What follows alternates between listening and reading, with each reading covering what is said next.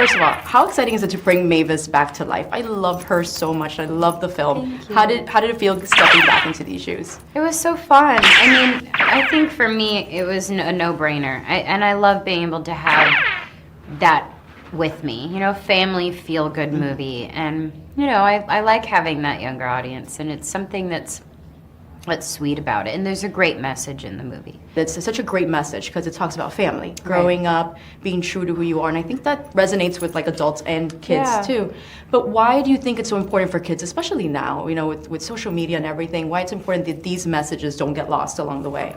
Well, I think it's so hard now more than ever because there's so much access to people's heart, and that really bums me out because it's hard to ignore all that. You know, I've had to delete Instagram off my phone for a week and just kind of not get on it because it is crazy, and I couldn't imagine being 13 and dealing with it. So, I mean, my only compassion towards kids is like you can't listen to it. You have to know that you're made individually to be who you are, and you should just be able to find your happiness. It's so hard to say, because I've been doing it myself, you know. I am growing up, I am changing, and I'm figuring out who I am, and I'm enjoying the place I'm in. But I respect that audience. Let's talk about your new album, Revival. It's a really powerful title as well. What sort of the significance behind this? Was there a reason for it?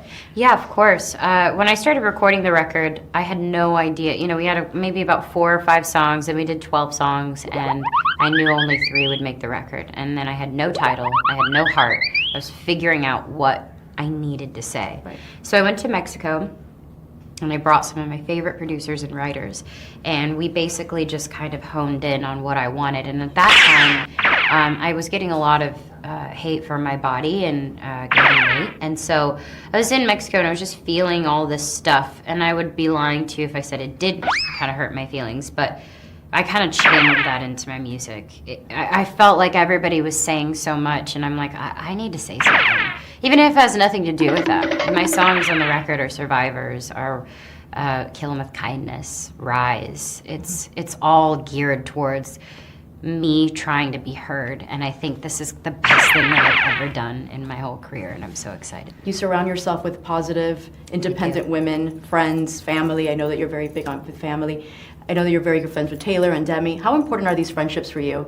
And it just, you know, keeping you grounded, especially in Hollywood. Yeah, well, I think it's equally as important to have people who aren't in the industry. I live with 2 roommates, and one of them's a realtor, and the other one works for a charity and like a social media. So it's equally as important because I'm able to recognize how people treat me differently than they treat my friends who aren't famous. And that's good for me to understand. And then you have people like Taylor or Demi or anyone that you're able to like look in the eye and go, my gosh, this hurts. I don't understand this. Why are people like this? And they get it. So I think it's equally as important to have both of those people.